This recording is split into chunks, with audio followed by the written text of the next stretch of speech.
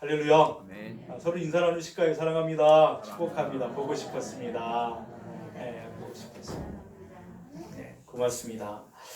오늘 하나님 앞에 나와 예배하시는 우리 성도님들 마음에 가정에 우리 하나님의 크신 은혜와 평강과 그 축복하심이 가득하시기를 주님의 이름으로 축원드립니다. 아멘.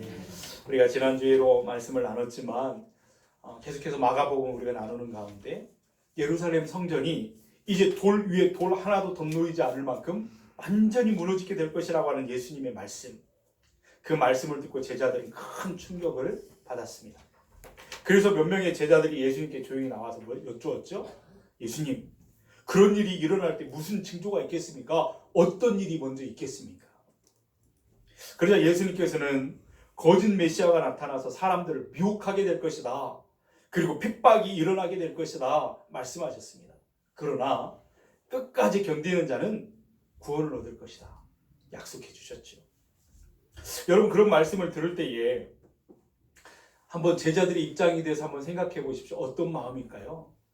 그런 말씀을 예수님께 들었다면 어떤 마음이 들었을까? 지금 이제 아직 경험하지 못했지만 그 미래의 삶이 이제 마지막 끝이 있다라고, 환난이 있고 핍박이 있고 막 이런 일이 있다고 하니까 그런 일이 다가올 것을 생각할 때 불안하고 두려움이 가득하지 않았을까요? 그런데요, 그 정도의 위기는 아직 마지막 위기는 아닙니다. 그렇게 비유해서 말씀을 드리면 어떻게 생각할지 모르시겠습니다만 야구 게임에 보면 9회까지 있거든요. 9회 말까지. 그런데 그 정도의 위기는 7회 말쯤 되는 위기라고 할 수 있을 것입니다. 그러나 지고 있는 팀에게, 게임을 하다가 지고 있는 팀에게 7회 말이라고 하는 것은 그래도 상당히 불안한 그런 시간이죠. 그럼에도 불구하고 아직 8회가 있고 9회가 있기 때문에 아직 희망을 가져볼 만한 시간이긴 합니다. 그러나 뒤처진 채로 9회 말을 맞았다고 생각해 보십시오. 그렇다고 한다면 7회 말에 가지고 있었던 불안과 초조함은 비교도 안 되는 그런 두려움이 있을 것입니다. 그것도 여러분 9회 말 투아웃 상황이 됐다고 한다면 그 선수와 감독들은 어떤 마음일까요? 9회 말 투아웃 하나만 더 죽으면 끝나요. 그런 상황이라면 다 내려놓을 겁니다. 끝났다. 그리고 절망에 이제 집에 갈 생각을 할 거예요. 우리가 지난주에 생각했던 말씀이요, 7회 말쯤 해당되는 그런 말씀이라고 한다면 오늘 우리가 읽은 이 본문의 말씀은 9회 말 투아웃 상황에 있는 그것에 해당하는 그런 말씀이라고 할 수 있을 것입니다. 그렇다면 그 마지막 때, 그 끝에 있을 때 무슨 일이 있게 될 것인가? 어떤 징조가 있을 것인가? 예수님은 우리에게 가르쳐 주십니다.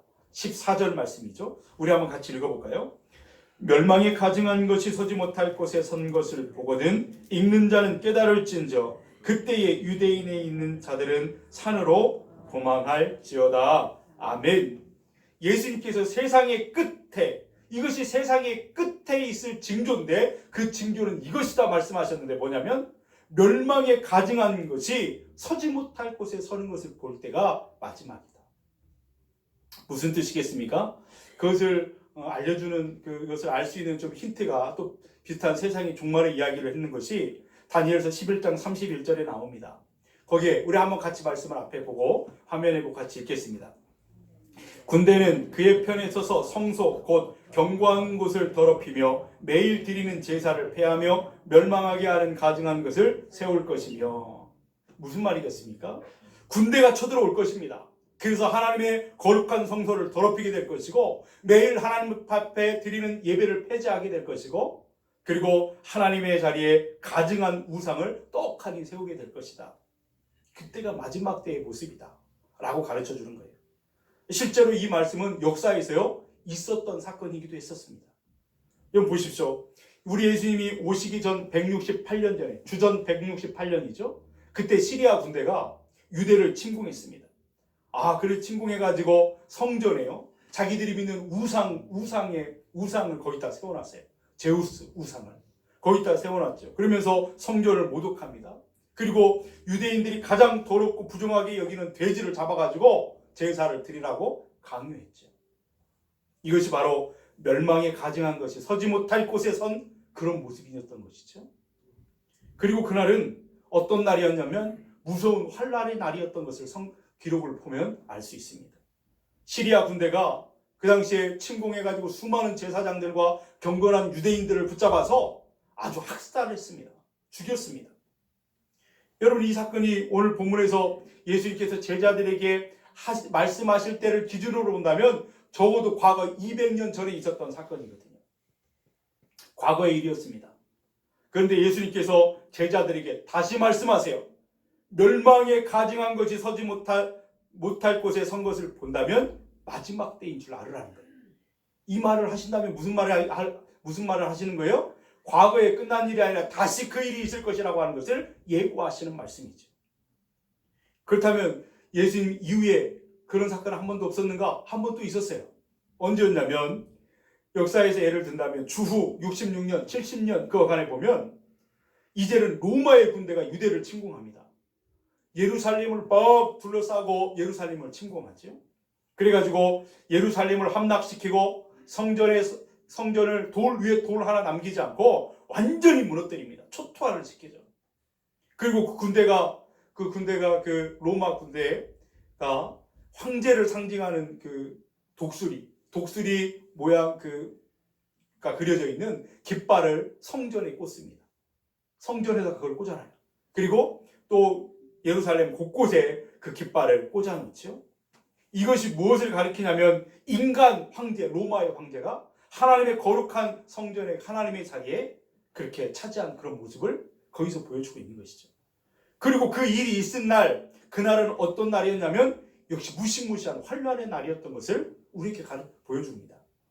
기록에 보면 예루살렘 성은 완전히 무너졌어요. 그래서 그곳에 거주하고 있었던 주민들의 10분의 9가 붙잡혀서 죽습니다. 별로 놀라지도 않아요. 10명 중에 9명이요 죽임을 당해 학살을 당한다니까요. 완전히 그냥 초토화가 되는 거예요.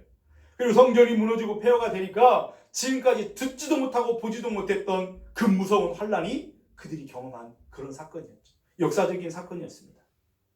과거의 일이었죠? 끝났나요? 문제는 뭐냐면 이 멸망한 가증한 것이 서지 못할 곳에 서는 그날은 마지막 때를 가리키는데 여전히 그 끔찍한 일은 과거에 끝난 것이 아니라 지금도 세계 곳곳에서 일어나고 있는 사실이라는 거예요. 오늘 우리 금강의 모든 가족들이 하나님의 은혜에서 영의 눈이 열리고 이 세상에 되어지는 일들을 영적인 지혜로 볼 수 있는 은혜가 있기를 주님의 이름으로 축원드립니다. 마지막이라는 거예요. 끝이라는 거예요. 구의 말, 투아웃 상황이 오늘 우리가 살아가는 삶의 상황이라는 사실을 우리는 알아야 됩니다. 여러분 한번 보십시오. 저 북한, 우리는 남한이지요? 저 북한에 보면 김일성, 김정일, 김정은으로 이어지는 김씨 일가에 의해서 김씨들이 하나님의 자리를 차지하고 앉아 있잖아요. 백성들 위에 군림하면서 그냥 고개 하나 까딱하면 사람의 목숨을 막 띄었다도 붙이기도 하고 이런 일들을 벌이고 있죠. 공포 정치를 이루면서 그 주민들이 얼마나 그들을 두려워합니까? 화면을 봐서 알지만 무슨 북한 회의하는 거 보면 막 김정은은 막 이렇게 깔깔거리고 이렇게 하는데 그 막 80세 막 70세 이런 어르신들은 각 잡고 있잖아요. 움직이지도 못하고. 보셨습니까? 그들이 얼마나 그 사람을 두려워하는지. 우리가 하나님을 두려워하는 것보다 오히려 그들은 김정은을 더 두려워하는 그런 모습을 봐요. 하나님 자리에 앉아 있는 거죠, 사람이. 여러분 엊그저께 제가 영상을 보니까 그곳에 선전용으로 세워진 교회가 있잖아요. 봉수교회라고 들어보셨습니까?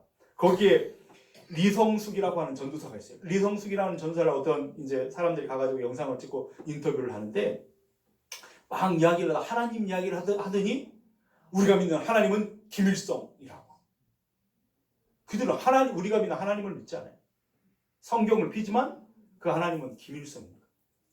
그 전도사가 말하는 게 부활을 믿냐 그랬더니 뭐라고 말하는지 아세요? 제가 깜짝 놀랐어요. 부활을 믿냐 그랬더니 요즘같이 과학이 발달된 시대에 부활을 믿는 사람이 어디 있냐는 거예요. 봉수교회 전도사가. 책임 전도사가.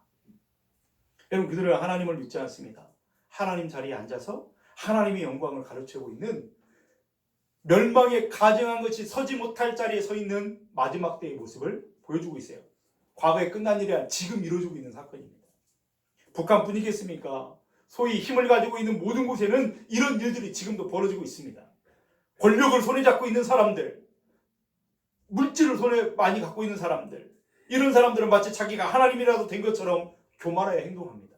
하나님이 있어야 될 자리, 하나님이 받으실 영광을 자기가 가로채면서 자기도 모르는 사이에 그렇게 하고 있는 거예요. 그들뿐입니까? 아이고 우리는 나는 힘이 없으니까, 나는 연약하니까, 나는 뭐 상관없는 일이야. 아닙니다, 여러분. 우리도 보십시오.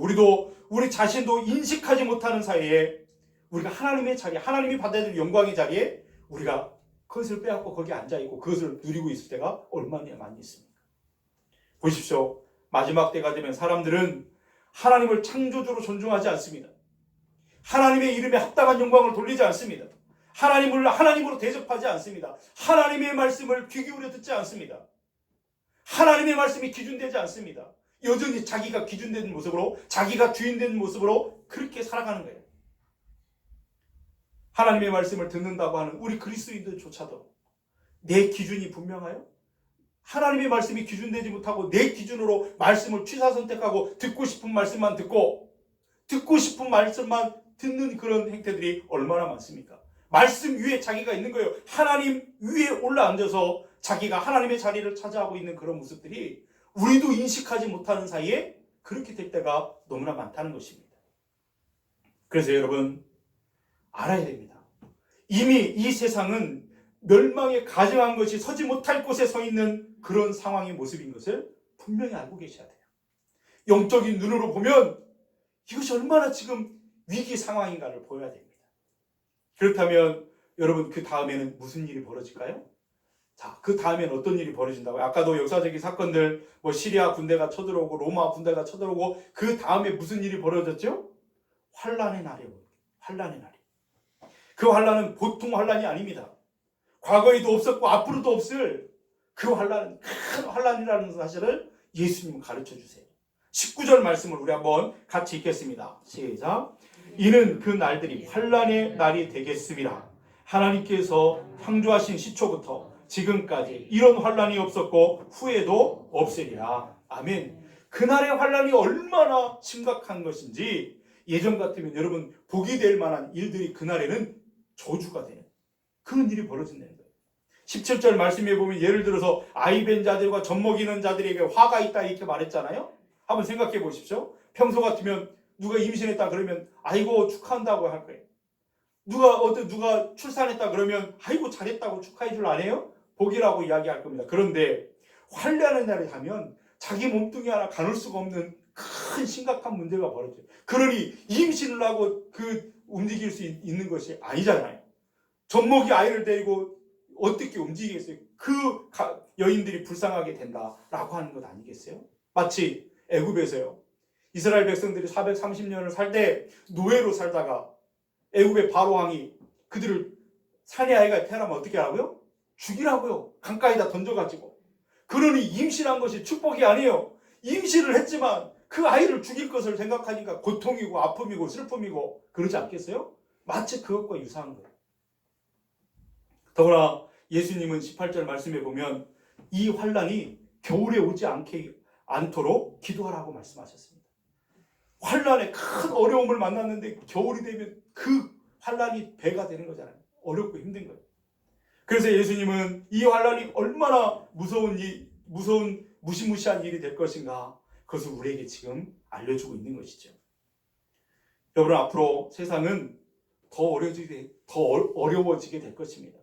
코로나19 정말 어려운 상황을 우리가 한 번도 경험해 보지 못한 상황을 우리가 겪고 있지만 아니 학자들에 따르면 과학자들에 보면 뭐라고 말해요? 이것은 이제 시작에 불과하다는 거예요. 더 어려워지게 될 거라는 거예요. 더 크고 더 위험한 것이 닥쳐오게 될 것이라고 말하고 있습니다. 더 어려워지게 될 겁니다. 지구온난화 이 문제는 오늘 내일의 문제가 아니에요. 계속해서 어려워지고 있고 지구는 달궈지고 있습니다. 그리고 빙하가 녹아지고 있고 생태계가 파괴되고 있고 여러분 더 어려워지게 될 거예요. 세상은 더 어두워지게 될 것입니다. 멸망에 가증한 것들이 곳곳에 하나님의 자리에 서서 살아계시던 하나님을 대적하게 될 것이고 그래서 우리를 기다리고 있는 것은 뭐라고요? 무서운 환란이 기다리고 있다라고 하는 것입니다.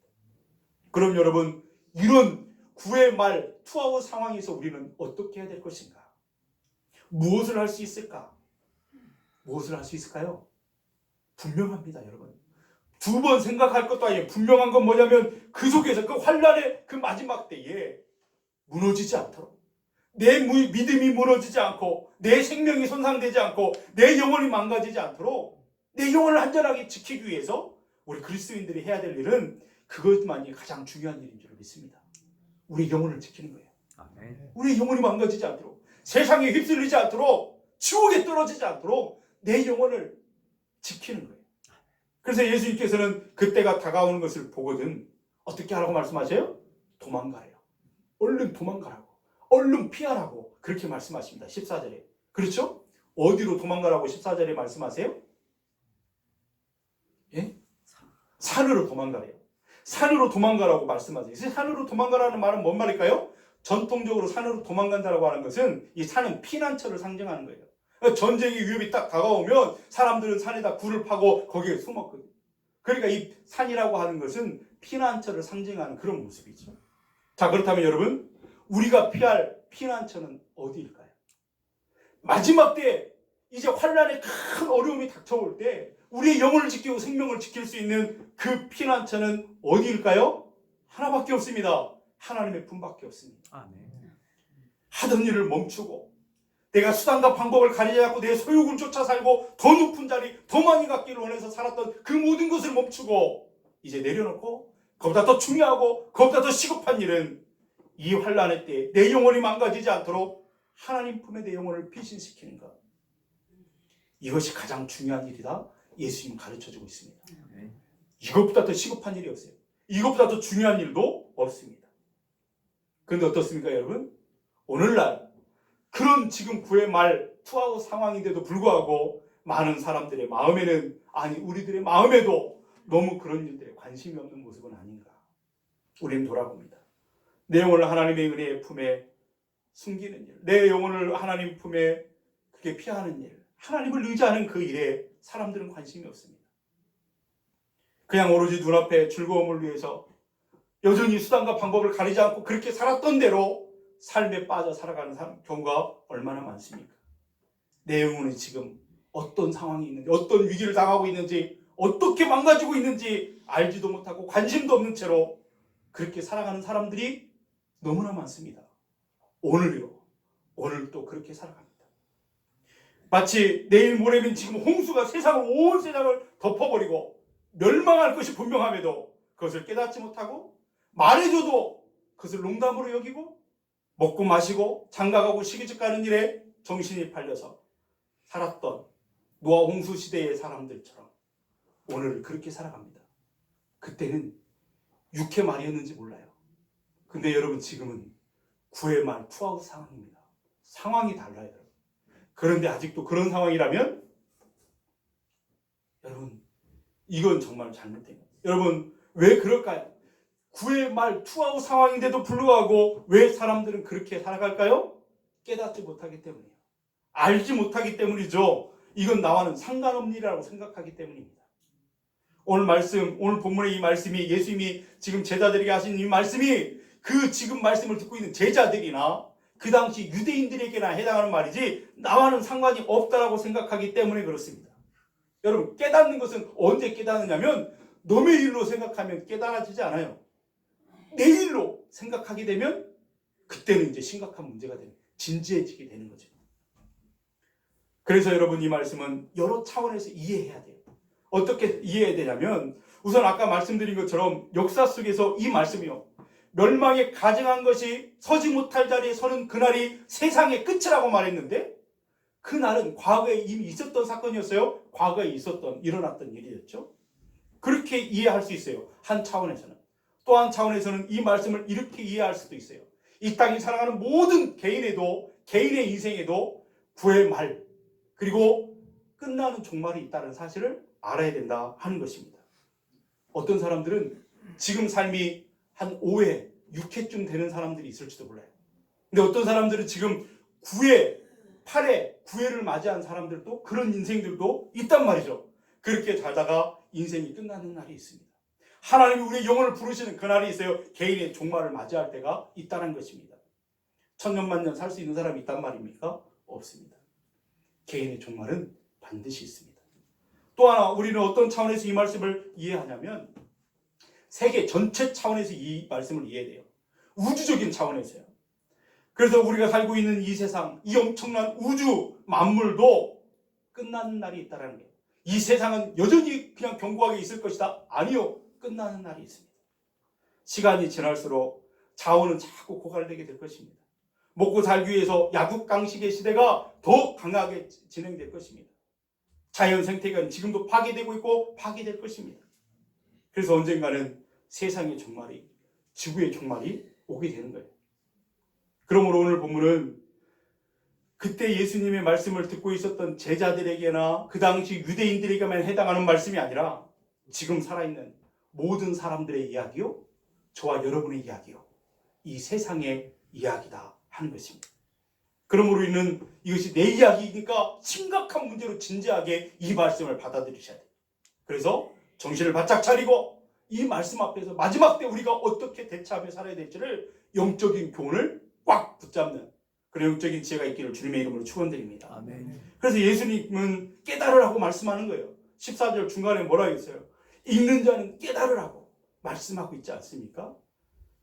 오늘 이 시간 깨닫게 하시는 성령의 역사가 오늘 저와 여러분의 심령 가운데 있기를 주님의 이름으로 축원드립니다. 아멘. 근데 여러분 조금 이상한 것이 있어요. 뭐냐면 지금 제자들은 예수님의 말씀을 직접 듣고 있잖아요. 예수님 앞에서. 그렇잖아요? 그럼 뭐라고 말해야 돼요?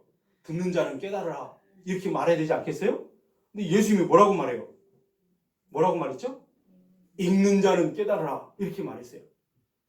이상하지 않아요? 듣는 자는 깨달으라 말해야 될 것 같은데 왜 읽는 자는 깨달으라고 말씀하셨을까요? 그걸 생각해 보니까 이유는 분명해요. 뭐냐면 예수님은요, 그동안 모든 것을 알고 계세요. 사람들이요, 아무리 듣고 아무리 읽어도 지금 깨닫지 못하고 있는 이 상황을 말해주고 있는 거예요. 여러분 보십시오. 홍수 노아의 그 이야기, 그 사건을 성경은 창세기에 기록하고 있잖아요. 그렇죠? 그리고 수많은 사람들이 율법책에 기록되어 있으니까 읽었어요. 들었어요. 전해주었단 말이에요. 그럼에도 불구하고 사람들은 깨닫지 못하고 있는 거예요. 그리고 다니엘서를 비롯해서 세상의 종말의 사건 예언의 말씀들이 수없이 기록되었지만 율법학자들, 서기관들, 바리새인들은 그것을 읽어낼 수 있었고 가르치는 사람이었습니다. 읽고 듣고 가르쳤지만 깨닫지 못하는 거예요. 주님은 그것을 알고 있었습니다. 그러니 또 말씀하십니다. 오늘 저와 여러분은 어떨까요? 우리는 오늘 말씀을 듣는 자로, 읽는 자로 지금 살고 있습니다. 그렇다고 한다면 이 말씀은 지금 우리에게 오늘 하고 계시는 하나님의 음성인 줄로 믿습니다. 아멘. 여러분, 그러므로 우리 이 말씀은 그렇게 들으셔야 돼요. 우리 금강교회 성도들아, 너희들은 지금 얼마나 심각한 상황 가운데 있는지를, 너희들의 삶의 자리는 구의 말 투아웃 상황인 것을 깨달으라는 거예요. 깨달으라고 말씀하십니다. 여러분, 그렇다면 우리가 깨달은 것이 왜 이렇게 중요한 문제일까요? 생각해 보세요. 깨달으라고 말씀하시는데 왜 깨닫는 것이 이렇게 중요할까요? 그래야 도망갈 수 있기 때문이에요. 그래야 피할 수 있기 때문에 그렇습니다. 깨닫지 못하는 사람들은 종말은 없다고 말하면서 여전히 그 자기 삶에 취해가지고 천년 만년 살 것처럼 그렇게 살아갑니다. 이런 사람들에 대해서 베드로후서 3장 3절 4절은 우리에게 기록해서 말씀하죠. 우리 한번 화면을 보면서 크게 이 말씀을 읽어보겠습니다. 먼저 이것을 알지니 말세에 조롱하는 자들이 와서 자기의 정욕을 따라 행하며 조롱하여 이르되 주께서 강림하신다는 약속이 어디 있느냐? 조상들이 잔 후로부터 만물이 처음 창조될 때와 같이 그냥 있다 하니 아멘. 무슨 말이겠습니까? 창조 때나 지금이나 세상은 똑같이 여전히 존재하고 있고 앞으로도 존재할 것이다. 문제없어. 세상이 뭐 무너져. 사람들은 그렇게 생각한다는 거예요. 그러나 그 다음 절에 분명하게 말씀하세요. 과거에는 물로 심판했지만 앞으로는 불로 심판할 것이다. 경고하죠. 세상의 멸망을 말씀하는데 베드로후서 3장 6절 7절 말씀 같이 읽겠습니다. 이로 말미암아 그때의 세상은 물이 넘침으로 멸망하였으되 이제 하늘과 땅은 그 동일한 말씀으로 불사르기 위하여 보호하신 바 되어 경건하지 아니한 사람들의 심판과 멸망의 날까지 보존하여 두신 것입니다. 아멘. 세상이 영원할 것처럼 보이지만, 여전히 견고한 것처럼 보이지만 어느 때가 되면 불로 심판이 받게 될 것이다. 그때까지 지금은 잠깐 그냥 내버려 두는 상태라고 말씀하고 있는 것입니다. 여러분, 그래서 세상과 우리는 내가 원하든지 원하지 않든지 지금 어디를 향해 가고 있냐면 그 끝을 향해 가고 있습니다. 거의 다 다다랐습니다. 세상의 종말, 예언하신 그 말씀의 그 끝에 우리가 와 있는 거예요. 이것을 안다면, 이것을 깨닫는다면 내 영혼을 지키는 그 일이야말로, 내 영혼을 지키기 위해서, 내 생명을 지키기 위해서 우리는 도망가야 돼요. 얼른 도망가야 돼요. 피해야 된다고 말씀하십니다. 예수님은 그래서 만사를 제쳐놓고 도망가라고 15절 16절 말씀하시는데, 우리 성경을 보면서 15절 16절 같이 읽겠습니다. 지붕 위에 있는 자는 내려가지도 말고 무엇을 가지러 들어가지도 말고 밭에 있는 자는 겉옷을 가지러 뒤로 돌이키지도 말지어다. 아멘. 예, 영혼을 안전하게 피하는 것보다 더 급한 일이 없다라는 거예요. 그렇기 때문에 우리로 하여금 영혼을 돌보지 못하게 방해하는 것들이요, 내가 예배하지 못하도록 방해하는 것들이요, 내가 하나님 앞에 기도하지 못하도록 방해하는 것들이요, 내가 하나님을 의지하지 못하도록 방해하는 여러 가지 것들을 분별하여 끊어버리셔야 돼요. 버려버리셔야 돼요. 그것보다 더 중요한 문제는 없기 때문에, 우리 하나님을 의지하는 것보다 더 중요한 것은 없기 때문에, 하나님 앞에, 하나님의 품에 내 영혼을 의지하는 것보다 더 중요한 것은, 더 시급한 일은 없기 때문에 버리고 끊어놓고 내려놔야 될 줄 믿습니다. 그러므로 세상에 집착하고 세상의 욕망을 가지고 살았던 것들도 내려놔야 돼요. 이렇게 하지 못한다면 여러분, 소돔성에 유황불로 멸망할 때에, 그때에 뒤에 두고 온 것들의 미련을 두고 뒤를 쳐다봤다가 소돔기둥이 되어버렸던 롯의 아내와 다를 것이 아무것도 없게 될 것입니다. 그리고 이것을 제대로 깨달았다면 오늘 말씀은 다시 또 가르쳐줘요. 반복해서, 지난주에 반복해서 말씀하는 게 뭐예요? 가짜 메시아에게 속으면 안 된다는 거예요. 가짜 그리스도. 여러분, 위기가 심각하면 심각할수록 사람들은, 위기가 닥쳐오면 사람들은요, 구원자를 찾아요. 누가 나를 좀 도와줄까? 나를 좀 도와줄 사람이 누가 있을까? 그래서 쉽게 어떤 사람들의 말에 넘어갈 때가 있습니다. 그래서 예수님은 다시 한번 강조하죠. 21절에서 23절 같이 읽습니다. 그때에 어떤 사람이 너희에게 말하되 보라, 그리스도가 여기 있다, 보라, 저기 있다 하여도 믿지 말라. 거짓 그리스도들과 거짓 선지자들이 일어나서 이적과 기사를 행하여 할 수만 있으면 택하신 자들을 미혹하여 하리라. 너희는 삼가라. 내가 모든 일을 너희에게 미리 말하였느니라. 아멘. 무슨 말이에요? 내가 너희에게 다 말하지 아니하였느냐? 이렇게 된다라고 이야기하지 않았느냐? 그러니 절대로 다른 것에 유혹되지 말라. 근데 여러분 어떻습니까? 실제는 상황이 이렇게 어려운데, 마지막 때라고 말씀하셔서 우리는 지금 듣고 있는데, 가만히 돌아보면 상황이 어려우면요, 사람들은 귀가 얇아져요. 그래서 자꾸 다른 사람의 이야기에 귀를 기울여요. 거짓 선지자들, 거짓 그리스도가 나타나서 내가 너의 생명과 너의 집을 지켜주겠다고, 나한테 오면 된다고 그렇게 말하면, 유혹하면, 그 예수님께서 분명히 종말이 왔음에도 불구하고, 종말이 왔다고 말씀하는데도 불구하고 어리석게도 거기에 빠져버리는 사람들이 얼마나 많이 있는지.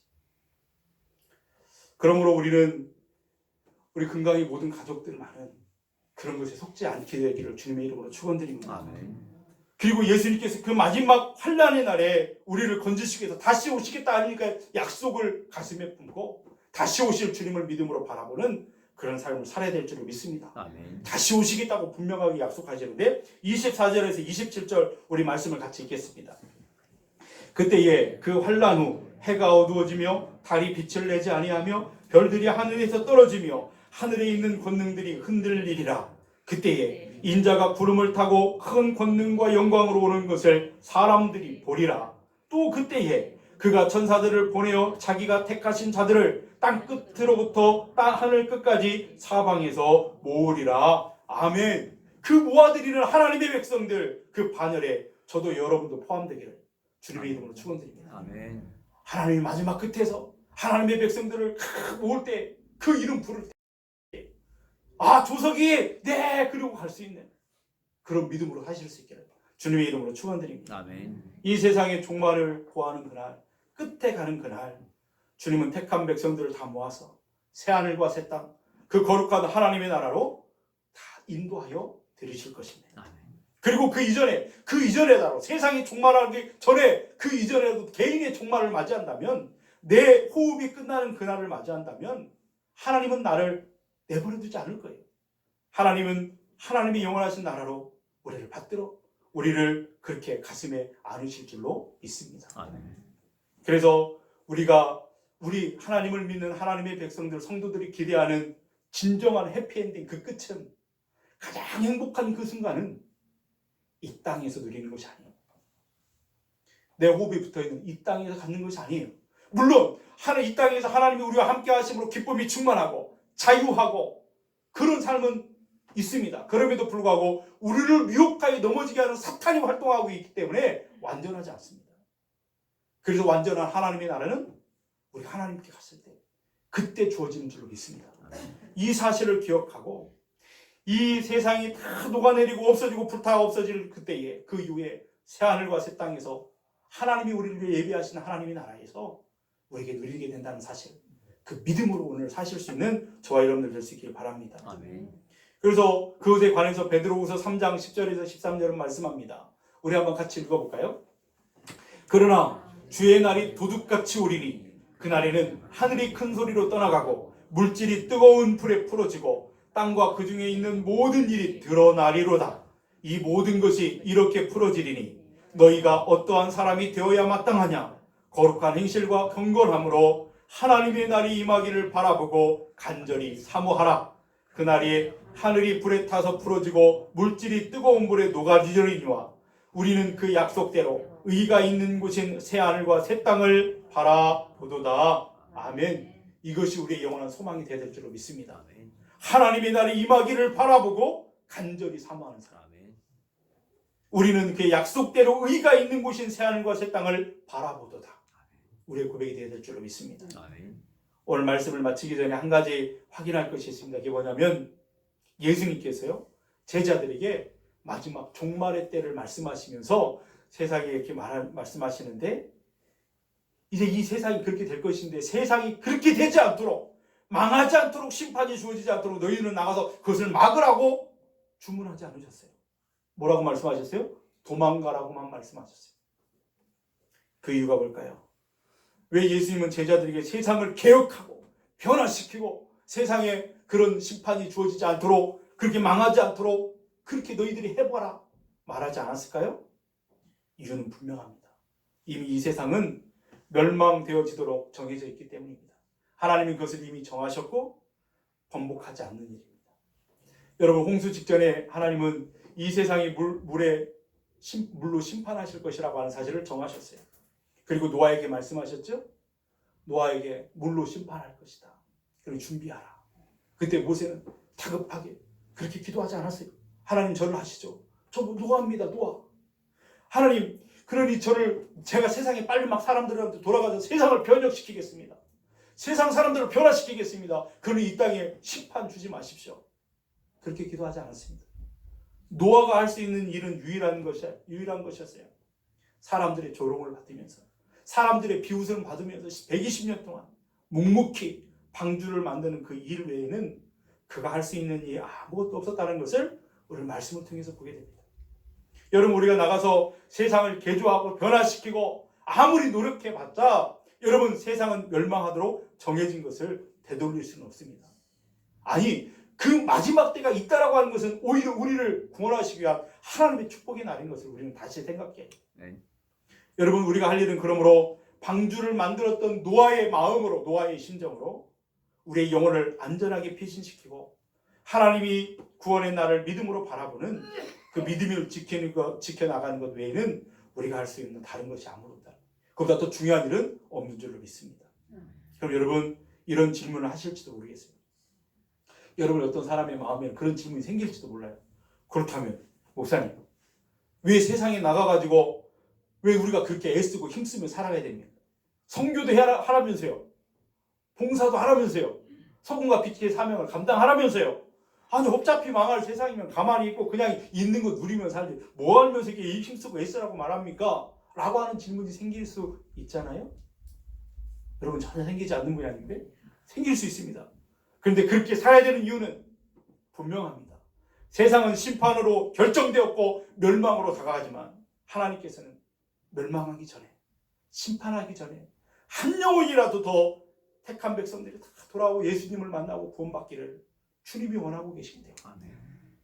주님이 그토록 원하고 계세요.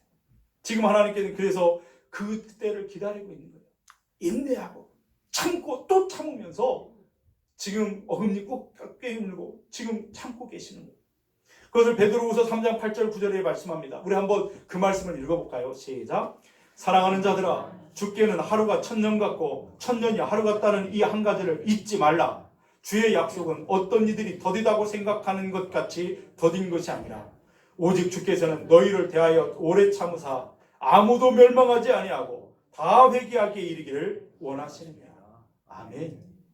우리 하나님의 사랑 때문에 지금 이 시간은 그래서 은혜의 시간이고 참고 계시는 은혜의 시간. 그래서 이 시간에 우리가 나가서 우리가 해야 될 일은 더 열심히 더 부지런하게 예수님 외에는 구원의 길이 없다고 전해줘야 되는 거예요.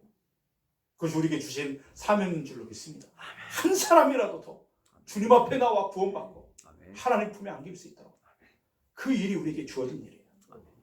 그러므로 여러분 오해하지 마십시오. 내가 나가서 열심히 한다고 해서 세상에 종말이 오지 않는 것은 아니에요. 오게 될 것입니다. 그 끝을 향해서 지금도 달려가고 있는, 마치 브레이크가 고장난 차가 급발진할 때 우리가 통제할 수 없는 것처럼 그 마지막 때를 향해서 세상은 지금 치닫고 있는 거거든요.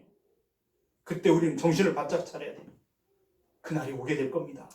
그런데 그날은 우리에게 어떤 날로 다가올 것인가? 그날은 성격이 다른 두 날로 다가오게 될 거예요. 어떤 사람에게는 그것이 무시무시한 멸망의 날로 다가올 것입니다. 그러나 어떤 이들에게는 하나님의 은혜로 말미암아 구원받아 그날은 빛나고 영광스러운 잔칫날이 되고 말 것입니다. 예루살렘의 로마 군대에 의해서 초토화됐을 때요. 그때도 그랬습니다. 아까 말씀드린 것처럼 그 주민의 10분의 9가 학살당하고 죽임당했잖아요. 그런데 그 무서운 환란 날이 됐지만 어떤 사람들은 구원받는 사람들이 있었어요. 어떤 사람들이 있는가 하면 교회 역사가에 의해서 기록된 것을 보면 예루살렘의 성도들이요, 오늘 말씀하신 예수님의 말씀을 가슴에 새기고 기도하는 가운데 전쟁이 일어나기 전에 그 예루살렘 동쪽으로 그 펠라라고 하는 그 지역으로 도망갔대요. 그 예루살렘을 포기하고 미련두지 않고 과감하게 산으로 도망간 하나님의 사람들이 있었다는 거예요. 깨어서 시대를 분별하고 있었던 그런 눈을 가진 사람들이 바로 그때 있었어요. 그래서 그곳을 중심으로 해서 그들은 생명을 유지할 수 있었고 그것을 통해서 교회가 이제 확산되어진 역사를 보게 된 거죠. 하나님의 남겨진 사람들. 여러분, 우리의 호흡이 멎는 그날, 두 날 중에 하나를 맞이하게 될 겁니다. 하나님을 모르고 하나님의 말씀대로 살지 않으면서 내가 주인대로 살아갔던 그런 사람들에게는 음부에 떨어지는 멸망의 날이 그날이 될 겁니다. 그러나 이 믿음으로 자신을 하나님께 맡겨드리고 자기의 영혼을 하나님께 맡겨두고 하나님을 바라보면서 하나님의 약속을 가슴에 품고 살아갔던 많은 사람들은 그 호흡이 멎는 그날 들림받고 그 주님의 품에 안기는 그 축복의 날, 구원의 날이 될 줄로 믿습니다. 아멘. 온 세상이 무너지는 날도 마찬가지일 겁니다. 어떤 사람은 사탄을 하나님의 지옥 불구덩이에서 쳐넣을 때에 거기에 딸려 들어가는 사람들이 있을 겁니다. 그러나 하나님의 백성들은 구원받고 약속대로 새하늘과 새 땅, 하나님의 나라가 그 나라에 들어갈 줄로 믿습니다. 아멘. 세상 속에서 열심히 살 때, 그러므로 최선을 다해서 살 때 이 땅을 믿지 마십시오. 이 땅에 미련두지 마시고 하나님 나라에만 소망을 두고 하나님을 믿음으로 바라보면서 하나님을 예배하는 일에, 하나님 앞에 기도하는 일에, 내게 주신 사명을 붙잡고 그 일을 이루는 일에 최선을 다하는 하나님의 백성들이 되어지기를 주님의 이름으로 축원드립니다. 아멘. 이 세상은 하나님의 백성이 잠깐 머무는 정거장과 같은 곳입니다. 우리의 시민권은 하늘에 있습니다. 여기는 우리는 외국인으로 있는 거예요. 나그네죠. 성경은 그렇게 말씀하시지는 잠깐 있다가 우리는 가게 될 것입니다. 어떻게 살아야 될까? 여기가 좋사오니가 아니라 내가 갈 본향을 향해서 믿음으로 바라보면서 그 사명을 감당하다가 하나님 앞에 갔을 때 잘했다고 칭찬받고 내가 너를 통해서 많은 일을 행했다고 너는 나의 사람이라고 칭찬받는 하나님의 사람들이 될 수 있기를 주님의 이름으로 축원드립니다. 아멘. 기도하시겠습니다.